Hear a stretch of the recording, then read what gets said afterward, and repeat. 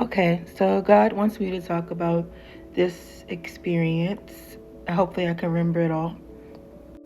Just trying to be obedient here. You know how that goes. So, this is the story of, I guess, when I first found out. You see the lights flickering, that's God. I'm not touching any lights.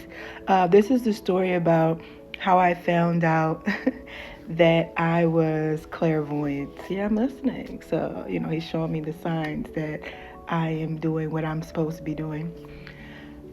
This is how I found out that I was clairvoyant and when I could basically speak to things on the other side. Uh, Animals, people, different things, whatever the case may be. Just talk to things on different frequencies because even demons have a higher frequency than human beings. That's why you can't see them and they could be right next to you.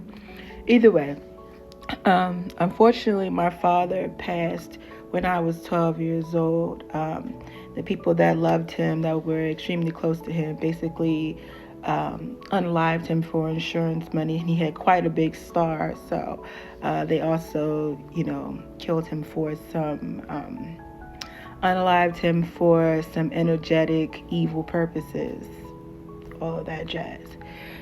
Didn't find that out till I got older. But this part, I thought my dad just passed away. Really didn't know how he died. He just was in the hospital and his body had shut down on him. I really don't really know to this day how he actually passed.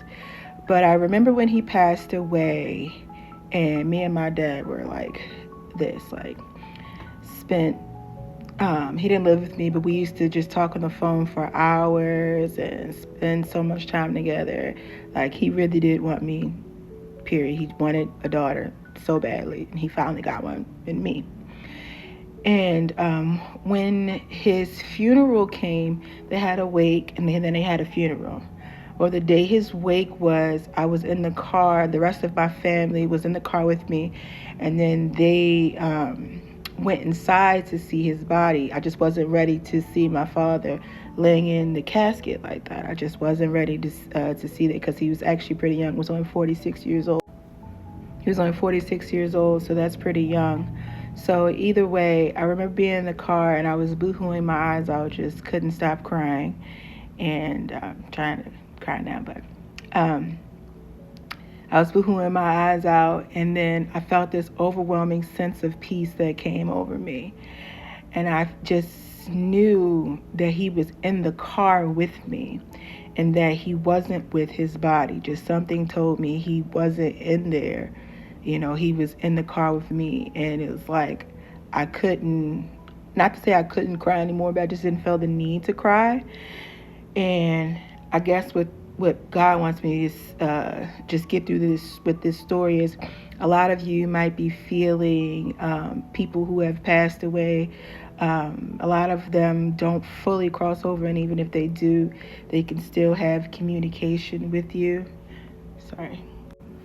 And I also know God was explaining to me, like, I know what it says in the Bible that you're not allowed to talk to the dead, but for me, I definitely have clearance to do that.